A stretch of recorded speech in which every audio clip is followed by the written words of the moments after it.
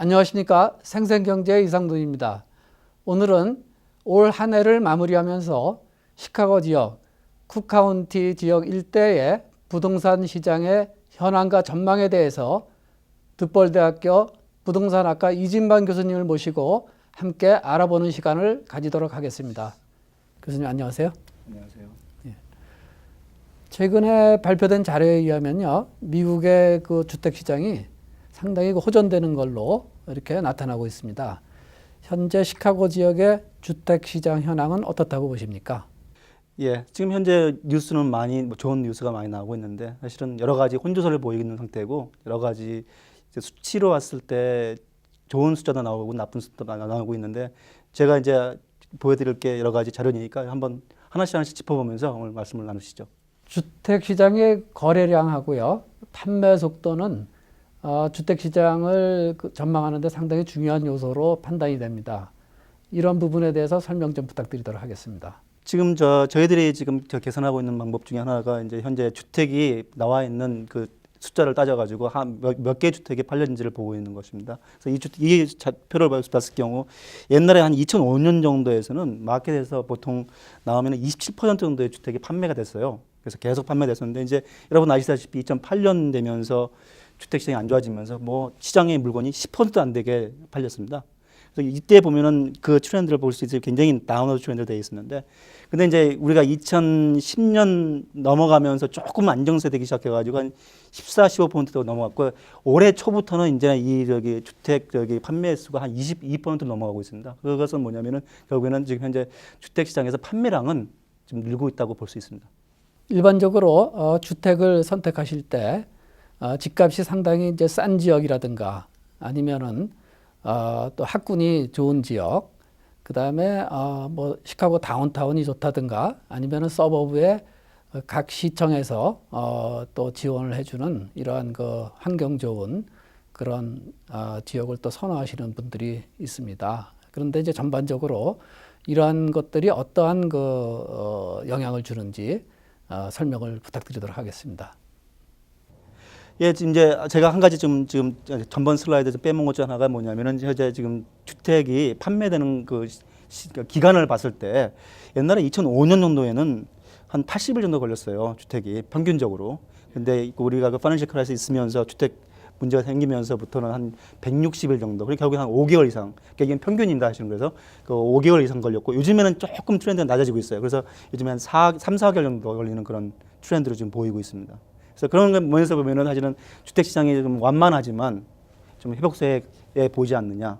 그다음에 지금 질문하신 것 같이 가격대에 따라서 사실은 굉장히 많은 차이를 보이고 있습니다. 예를 들어서 지금 우리가 지금 3개 종류의 가격 주택으로 나눠졌는데 이건 다 이제 싱글 패밀리 같은 경우인데 저기 한 15만 불대 주택이랑 25만 불대 주택이랑 50만 불대 주택 이렇게 나눠서 봤을 경우 값의 차이가 굉장히 다르게 나타나고 있습니다. 예를 들어서 15만 불 주택 같은 경우는 2007년이랑 작년을 비교했을 때 값이 한 48% 떨어졌어요. 그러니까 거의 반값이 떨어졌죠. 근데 이게 거기서 끝나지 않았고 올해에도 더 떨어지는 경향이 있습니다. 그래서 올해는 10% 더 하락이 됐어요. 그래서 결국에는 지금 2007년부터 2012년까지 봤을 경우 한 60% 값이 떨어졌습니다. 근데 이제 가운데 가격, 특히 우리가 이제 보통 25만 불대를 가운데 주택이라고 볼 수 있는데 가운데 가격대를 볼 경우에는 2007년부터 11년까지는 한 38%, 그러니까 한 40% 가까운 그런 그 추이를 보이고 있고, 그 다음에 올해에도 미약하나마 좀 더 떨어졌어요. 그래서 거기 40%에 육박하는 그런 그 주택의 감소율을 보이고 있고, 근데 재밌는 거 하나는 뭐냐면은 현재 그 50만 불 이상 되는 주택 같은 경우 우리가 보통 좀 비싼 주택으로 보는데 50만 불 이상 되는 주택의 가격의 차이를 보면은 26% 떨어졌어요. 그 2007년부터 2011년까지. 그러니까 결국은 뭐냐면은 굉장히 다른 차이를 보고 있다는 것입니다.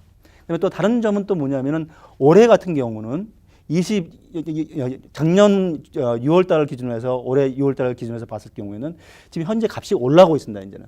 그래서 한 그 4% 정도가 지금 올라가고 있다고 볼 수가 있습니다. 이렇게 부동산의 각 가격대별로 회복세가 이렇게 다르게 나타나고 있는데요. 그에 대한 특별한 이유가 있습니까?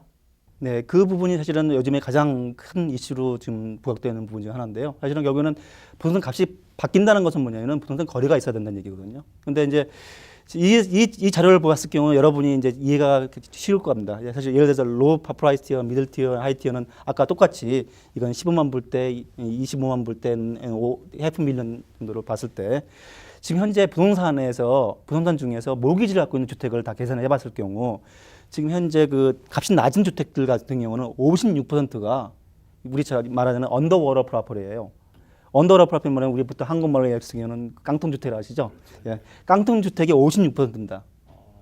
그러면 깡통주택이 56%라는 것은 결국엔 뭐냐면은 이 사람들은 집을 팔 수가 없는 사람들입니다.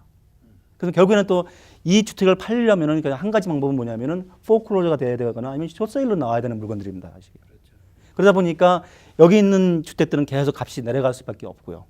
그에 비해서 비싼 주택 같은 경우는 그래도 물론 언더워러가 많습니다. 36%가 언더워러지만 그래도 이 싼 주택보다는 훨씬 더 작은 숫자거든요. 그러다 보니까 그 비싼 주택 같은 경우는 그래도 아직까지 값이 유지되는 그런 경향이 있습니다. 최근에 많이 거론되고 있는 주제로는요. 2008년도 이후부터 폭발적인 그 차압 주택의 증가세로 인해서 비정상 거래, 즉 포크로저라든가 숏세일 주택 이러한 거래가 정상 주택 거래보다 상당히 많이 또 늘어나고 있습니다. 이러한 부분에 대해서 어떻게 보고 계신지 도움 설명 부탁드리도록 하겠습니다. 네. 그래서 결국에는 여기서 제가 몰기지를 봤을 경우에는 몰기지에서 가장 지금 문제가 되는 주택들이 그 값이 싼 주택들의 몰기지가 지금 가장 문제되고 있거든요. 결국에는 이 몰기지에서 언더워러가 많이 된 주택에서 가장 포클로저가 많이 나오는 것이고요. 그러다 보니까 사실은 그 포클로저도 여기 스트레스 세일이라는 게 뭐냐면 결국에는 비정상적인 주택거래를 얘기하는데 세 가지 방법이 있습니다. 비정상적인 주택거래라는 게 첫 번째는 우리가 많이 보시다시피 숏세일이나 이런 걸 통해서 나오는 그런 거래가 될 수가 있고 그 다음에 이제 우리가 포클로저 프로세스에서 악션이 되는 거가 있어요. 그러니까 그 악션을 통해서 팔리는 주택들이 될 수가 있고 그 다음에 이제 만약에 그 악션에서 팔지 못했을 경우에는 은행에서 그거를 그 물건을 갖고 있다가 나중에 팔리는 그런 보통 아리오 프로퍼리라고 그러죠.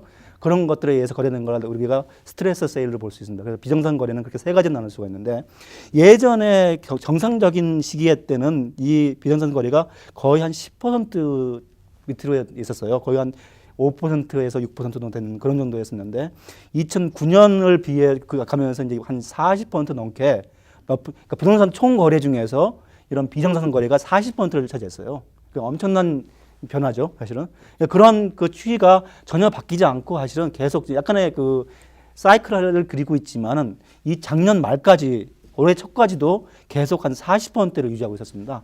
근데 이제 재밌는 건 뭐냐면 올해 초부터 이러한 그 높은 그 비정상 거래가 조금 누그러지는 그런 경향이 있습니다. 그래서 한 지금 표에 보시면 알겠지만 30%쯤 밑에 쪽으로 지금 가고 있습니다. 그러니까 결국은 뭐냐면은 이것은 지금 현재 그 비정상 거래보다는 이제는 정상적인 거래가 이제 시장에 나왔다는 얘기고 그런 것이 활성화가 되고 있다는 얘기가 되고 있고요. 그 다음에 이제 아까 말씀하셨듯이 그 현찰 거래는 당연한 게 뭐냐면은 그게 만약에 포클로저 되거나 아니면 아리오 프로퍼리거나 숏세일 경우에는 사실은 그거 파이낸스 받기 힘들거든요. 여기는 현찰 거래가 많아질 수밖에 없는데 그래서 그런 주택 차압이 늘어나는 시기를 통해서 많은 분들이 현찰 거래를 하셨어요. 그래서 현찰 거래도 2008년, 2009년 때부터 시작해서 한 40% 늘어나고 있었고요. 그다음에 지금도 그 트렌드가 죽지 않고 있습니다. 계속 늘어나고 있는 상태입니다. 그래서 지금 현재 모든 부동산 거래에서 한 47%에서 45% 정도가 거의 현찰 거래라고 할 수 있습니다. 물론 이 현찰 거래가 바로 지금 현재 돈이 없으니까 여기 돈을 현찰을 쓰는데 나중에는 이제 파이낸스 되는 거겠죠. 그렇지만 현재는 많은 투자가들이 현찰을 이용해서 지금 주택을 거래하고 있는 건 사실입니다. 혹시 한인분들이 많이 거주하고 계시는 지역에서도요. 이러한 비정상 거래, 즉 숏세일이라든가 포크로저 매물 이런 부분들을 또 많이 선호하고 이런 부분 거래가 또 많이 증가하고 있습니까? 네. 그거를 조사하기 위해서 사실은 제가 지금 지역별로 한번 제가 지금 현재 숏세일은 아리오나 옥션 세일에 의해서 그 하는 비정상 거래가 얼마큼 이루어질지를 보고 있습니다. 그래서 사실은 지금 이제 가장 문제가 되는 지역 중에 하나가 시카고 지역에서 가장 문제가 되는 지역은 그 시카고 남부 지역이거든요. 사실은 남부 지역 같은 경우는 우리가 보면 알겠지만 굉장히 저소득층이 많이 살고 있는 지역이고 그러다 보니까 이번에도 특히 이제 그 서프라임 몰기지가 가장 많았던 지역이어가지고 그 값이 가장 많이 떨어진 지역이었습니다. 그러니까 보면은 그쪽에서는 거의 뭐 우리가 2009년에 50% 넘게가 다 그런 비정상선 거래였지만 요즘에는 이제 조금 누러지고 있습니다. 그러니까 이거는 뭐냐면 이런 넘버를 봤을 때는 예, 조금 좋아지지 않느냐. 근데 그 아직도 거기는 40%가 넘는 그 부동산 거래가 이렇게 저기 비정상적인 거래가 이루어지고 있고요. 그다음에 이제 제가 사실은 한인분들이 많이 사시는 동네를 기준으로 해서 제가 한번 좀 뽑아봤습니다. 사실은. 그래서 한인분들이 많이 사시는 동네 중에서 가장 두드러지게 지금 이런 비정상 거래가 이루어진 동네가 바로 데스플레인스 있죠.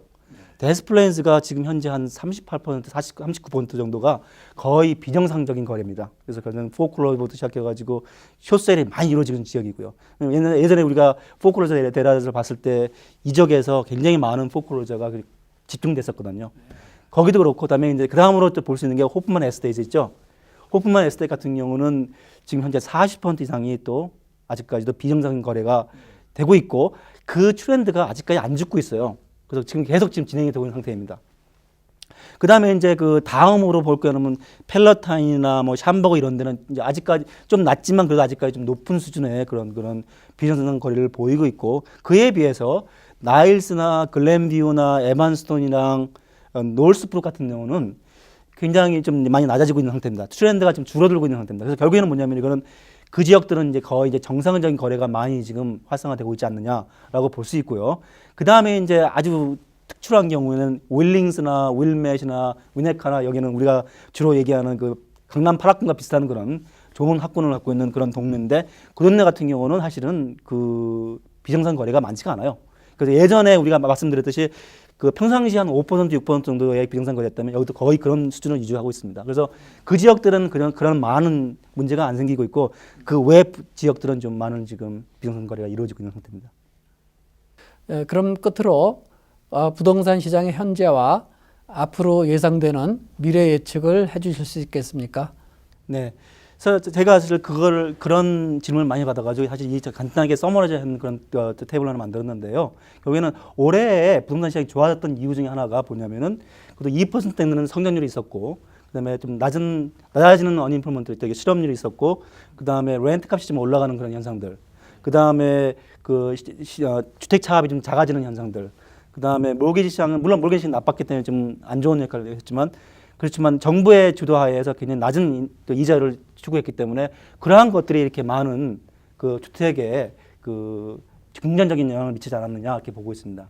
근데 이제 앞으로 3년을 봤을 경우에는 오늘 아침에 그 벤 버넌키가 얘기했듯이 결국에는 이렇게 이런 정책이 계속 오래 갈 수는 없거든요. 근데 결국에는 이제 우리가 지금 내년부터 시작되는 피스컬 클립스 때문에 결국에는 정부도 그런 성장 위주 정책이 조금 누러지지 않을까. 그래서 성장이 낮아질 수도 있고, 그 다음에 지금 현재 그 실업률도 계속 지금과 거의 비슷한 수준으로 유지가 될 것 같고, 그 다음에 렌트 같은 것도 지금 이제 올라갈 만큼 올라왔기 때문에 거의 서 있을 것 같고, 베이컨시만 조금 낮아지기 때문에 좋은 현상이 있을 수 있겠는데, 그것도 뭐 사실은 굉장히 미약할 것 같고요. 그 다음에 포클로저 같은 경우도 사실은 지금 떨어지고는 있지만 기존에 있는 물량들 때문에 조금 힘들어질 것 같고, 그다음에 몰기지 마켓만 조금 좋아질 것 같은 그런 느낌이 들거든요. 그래서 그다음에 인트레스트 같은 경우는 이자율 같은 경우는 현재 지금 낮은 이자율이기 때문에 여기서 더 이상 낮아질 수는 없기 때문에 뭐 더 이상 긍정적인 뉴스는 될 수가 없고요. 그런 걸 따져봤을 때 전반적인 부동산 마켓은 결국에는 그렇게 큰 성장이 아니고 안정을 추구하는 그런 부동산 시장이 되지 않을까. 그래서 예전같이 뭐 몇 퍼센트 오르기보다는 그 수요와 공급이 일치하는 그런 균형점에서 그 가치 형성되는 그런 안정화된 그런 부동산 가격이 되지 않을까 하고 보고 있습니다. 이 교수님 오늘 도움 말씀 감사드립니다. 감사합니다. 올해 미국 경제도 다사다난한 한 해였습니다. 생생경제 시청자 여러분, 올 한 해를 마무리하면서 내년도에도 새해 복 많이 받으십시오. 감사합니다.